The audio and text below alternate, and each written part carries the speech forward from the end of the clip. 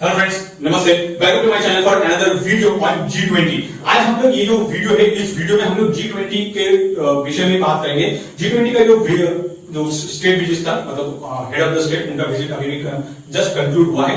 तो उसके ऊपर देखिए गवर्नमेंट ऑफ इंडिया, उनका क्या क्या सक्सेस है, हम उसके ऊपर एक दो बातें करेंगे। एंड उसके बाद ये G20 रिलेटेड ऑपोजिशन ने क्या क्या इशू उठाया है और उसका जो थोड़ा बहुत जस्टिफिकेशन देने की इस वीडियो में कोशिश करेंगे। तो चलिए फ्रेंड्स, इस वीडियो को स्टार्ट करते हैं। देखिए, पहले हम लोग बात करेंगे कि ये जो G20 विजिट कंक्लूड हो चुका है, तो इसके बाद और ये जो G20 इंडिया में ही हुआ है, तो इंडिया ये जो G20 सक्सेसफुली कंप्लीट कर चुका है और इससे इंडिया का कुछ अचीवमेंट है। पहले हम लोग वो अचीवमेंट के ऊपर बात कर लेते हैं। फर्स्ट जो अचीवमेंट है वो है अफ्रीकन जो यूनियन है, अफ्रीकन यूनियन को G20 में इंक्लूड करना। मतलब अफ्रीकन यूनियन जो भी यूनियन अभी वो सिमिलर वो यूरोपियन यूनियन की तरह कंसिडर किया जाएगा। मतलब जो पहले G20 था, अब वो होगा G21। और इससे एक चीज हुआ है, जो मतलब मान लीजिए जो साउथ एशियन पार्ट में है, जो प्रिविलेज्ड उतना कंट्री नहीं है, जो डेवलप्ड कंट्री है, उन लोगों का जो वॉइस है वो ग्लोबल लेवल पे आज सुना जाएगा। इसके बाद हम लोग बात करेंगे कि दिल्ली डिक्लेरेशन। सबको पता था, या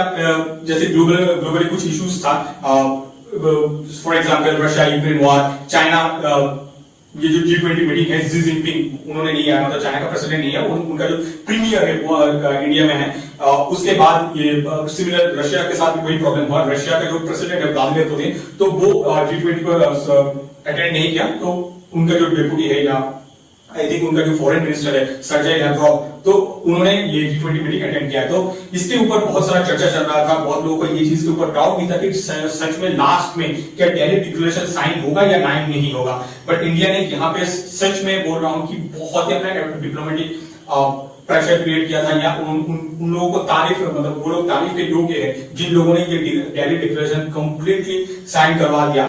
इसके ऊपर और जो थर्ड अचीवमेंट है वो है इंडिया मिडिल ईस्ट यूरोप। इसका एक इकोनॉमिक कॉरिडोर बनाने की प्रोसेस में इंडिया यूएस के साथ पार्टनरशिप करेगा। उसके बाद Saudi Arabia, UAE and then European Union, ये तीनों मिलकर काम कर रहे हैं। इससे क्या होगा, इससे देखिएगा कि इंडिया का जो एक्सपोर्ट इंपोर्ट है, या इंडिया का मान लीजिए कंट्रीब्यूशन टुवर्ड्स आपका मैन्युफैक्चरिंग सेक्टर, आप बोल लीजिए ग्लोबल सप्लाई चेन, इससे इंक्रीज हो जाएगा। और इससे बाइडेन हैवीली प्रभावित है। फ्यूल अलायंस, देखिए ग्लोबल बायोफ्यूल अलायंस इसीलिए क्रिएट किया गया था क्योंकि ये जो आप देखिएगा जो एनर्जी सेक्टर है, इस एनर्जी सेक्टर में जो प्रॉब्लम्स है, इसको कैटर करने के लिए ग्लोबल बायोफ्यूल्स जो इनिशिएटिव है, इसको इनिशिएट किया गया है।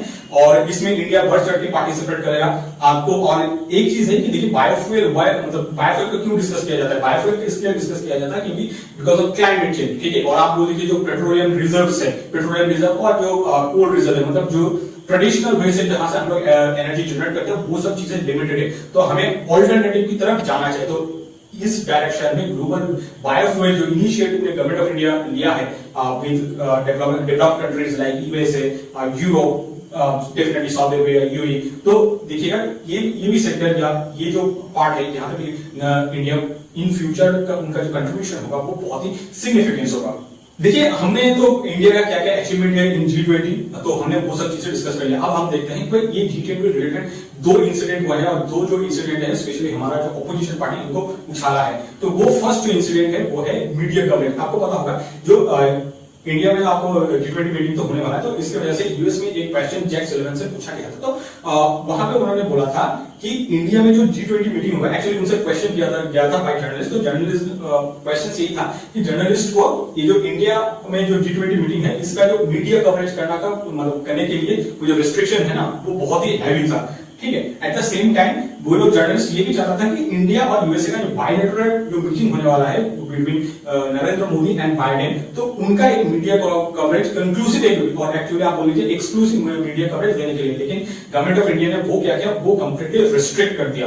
अब यूएस साइड ने ये भी बोल दिया है कि देखिए जो यूएस साइड है, मतलब गवर्नमेंट ऑफ अमेरिका, तो उन्होंने बोला था कि they are trying their best but they had to ultimately work with the parameters and protocols of meetings in the coordination with the host, ठीक है। मतलब उन्होंने बोल दिया देखो हम लोग कुछ नहीं कर सकते, ये जो मैटर्स है, ये मैटर्स कंप्लीटली इंडिया के ऊपर ही डिपेंडेंट होगा, और ये अप टू देम वो कैसे चीजों को कंडक्ट करना चाहता है, ठीक है। ये बोल दिया गया था बाय यूएस का जो नेशनल सिक्योरिटी एडवाइजर है जैक सुलिवन, ये उन्होंने बोल दिया था। अब प्रॉब्लम देखिए यहाँ पे रुका नहीं, तो यहाँ पे ये सब चीजों को ऐसे ही कांग्रेस ये चीज को थोड़ा थोड़ा उछल रहा था, लेकिन उस टाइम पे ये बवाल नहीं क्रिएट हुआ। बवाल तब क्रिएट हुआ जब ये जो बाइडेन गया, ये जो G20 का मीटिंग खत्म करने के बाद वियतनाम, ठीक है। Visit to the White House last June, and as I always do, I raised the importance of respecting human rights and the vital role the civil society and the free press had in building a strong and prosperous country with Mr. Modi. And we've gotten a lot of important work done, and I'm looking forward to another good day tomorrow here in Vietnam. Vietnam में जाके उनसे जब पूछा गया journalist तो क्या वहां पे उन्होंने बाइडेन ने ये बोल दिया कि आपने human rights, civil rights and और प्रेस फ्रीडम, ये तीनों के ऊपर क्या आपने मोदी से बात किया? तो बाइडेन पता नहीं क्यों वहां पे वो बोल दिया। वही चीज को ये जो जयराम रमेश ने पूरा उछाला और उन्होंने ये बोल दिया, ना मैं खुद मीटिंग करूंगा या मतलब ना मैं खुद प्रेस कॉन्फ्रेंस करूंगा, ना किसी को करने दूंगा। एक बार जयराम रमेश ने बोला और जयराम रमेश ने बोलने के बाद ये जो इशू है पूरा बहुत बड़ा हो गया। इसके ऊपर मैं एक दो टिप्पणी करना चाहूंगा। देखिए पूरा विषय को आप जब एक दो लाइन में समराइज करना चाहेंगे तो मैं आपको एक चीज बोलूंगा, देखिए इंडिया अभी वो पोजीशन में नहीं है कि मतलब मान लीजिए हमें कोई बाहर से कंट्री आके डिक्टेट करेगा कि आपको ये करना है या आपको ये नहीं करना है, ऐसा पोजीशन में नहीं है। इंडिया को जो अच्छा लगे वो करेगा। और ये मैं आपको बोलता हूँ human rights, civil rights and press freedom, ये सब नौटंकी का चीजें मतलब जब लोगों को लग रहा है कि हाँ मुझे ये करना चाहिए वो कर देगा, जब बोलेगा कि हाँ ये हमें नहीं करना चाहिए तो वो नहीं करेगा। और इसमें आप देखिए दो चीज गलत हुआ है। फर्स्ट, ये जो क्वेश्चन है ना, मान लीजिए ये क्वेश्चन इंडिया में होता, ठीक है, आप मान लीजिए कोई जर्नलिस्ट है, उनको प्रेस कॉन्फ्रेंस में मोदी जी को press freedom of India, civil right या ह्यूमन राइट्स के ऊपर क्वेश्चन है तो थोड़ा बहुत रिलेवेंट होता। लेकिन मान लीजिए आप एक थर्ड कंट्री में है, थर्ड कंट्री में आप डिस्कस कर रहे हैं कि आप मतलब जो और एक कंट्रीज हैं वहां पे क्या सिविल राइट का क्या सिचुएशन है, प्रेस फ्रीडम इंडेक्स का क्या इशू है, ह्यूमन राइट्स का क्या इशू है, इससे मतलब वो रिलेवेंट नहीं होता है उतना। और एक चीज है कि देखिए आप क्वेश्चंस किससे कर रहे हैं, क्वेश्चंस ये कर रहे हैं यूएसए से। अब यूएस का देखिए ह्यूमन राइट्स में या सिविल राइट्स में या आप बोले प्रेस फ्रीडम इंडेक्स में उनका क्या सिचुएशन है, उनका सिचुएशन इंडिया से भी बहुत बेहतर है। ये कांग्रेस लोगों को उतना पता नहीं कि उनको जो फंड करता है मतलब उन्हें जो खाना खिलाता है ना, वही लोगों का जो सिचुएशन बहुत ही खराब है। तो इसलिए मोदी ने बोला यहाँ पे बवाल करने की कोई जरूरत नहीं है, तुमको जो खाना है खा लो, तुम तो वैसे ही आने वाले तो हो नहीं 2024 में। इसके बाद जो मेन इंपॉर्टेंट है, मुझे लगता है कि यही एक चीज जो सच में उठाना चाहिए था लेकिन किसी ने उतना कॉन्सेंट्रेट नहीं किया या इस इशू को ध्यान नहीं दिया, वो है ये वाटर लेवल इशू। आपको पता होगा ये जो हर जगह पे है, ऐसा नहीं कि सिर्फ दिल्ली में ये सिचुएशन है, आप कहीं पे जाइए, स्पेशली जो मेट्रो सिटीज है, दिल्ली, आप मुंबई चले जाइए, बैंगलोर चले जाइए, कोलकाता जाइए, कहीं पे चेन्नई कहीं पे चले जाइए, थोड़ा बहुत पानी होता है तो वहां पे जम जाता है। अब क्वेश्चन सिमिलर थिंग्स यही हुआ है कि देखिए जब ये G20 का मीटिंग होने वाला था, हो रहा था ना, तो उस टाइम पे दिल्ली में भी पानी मतलब बारिश की वजह से थोड़ा वाटर लॉगिंग का इशू हो गया। अब ऐसा तो नहीं हो सकता कि वाटर लॉगिंग के लिए आपने कुछ मतलब व्यवस्था नहीं किया है, ऐसा तो नहीं हो सकता, आपने किया है, ठीक है। तो अब उसके बावजूद वाटर लॉगिंग हो चुका है, तो मतलब आप एक चीज के ऊपर काम करिए कि किसी मतलब मान लीजिए आप ये काम किसी को दे रहे हैं तो उसका अकाउंटेबिलिटी आप यहां से स्टार्ट करना शुरू कर दीजिए। मतलब अकाउंटेबिलिटी के लिए किसी को ठहराइए, उसके बाद उसको थोड़ा बहुत ही हो सकता है फाइनेंशियली या कुछ भी तरीके से आप पनिश करना स्टार्ट कर दीजिए। मतलब आपको इंडिया को सच में आगे लेके जाना है ना, तो ये जो करप्शन है या मान लीजिए किसी का अकाउंटेबिलिटी है, इसको सही करिए। और इससे भी देखिए जब आप अकाउंटेबिलिटी इसको सही करेंगे ना, तो आई कैन अश्योर यू धीरे धीरे करप्शन है ना, ये भी नीचे आ जाएगा। देखिए गवर्नमेंट भी ये अकाउंटेबिलिटी या आप मान लीजिए करप्शन, इसके ऊपर उतना काम नहीं करता है, क्योंकि देखिए जो लोग इसमें इन्वॉल्व था कौन था, वो तो ब्यूरोक्रेट्स ही था ना।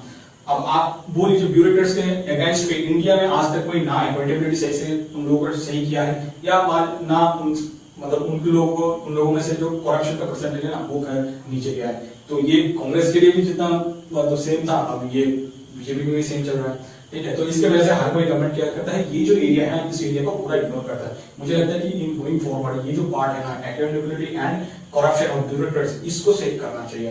With this thing let's wrap up this video for today. Thank you guys for watching this video till the end. आपसे मुलाकात होगा नेक्स्ट वीडियो पे। Till then bye bye.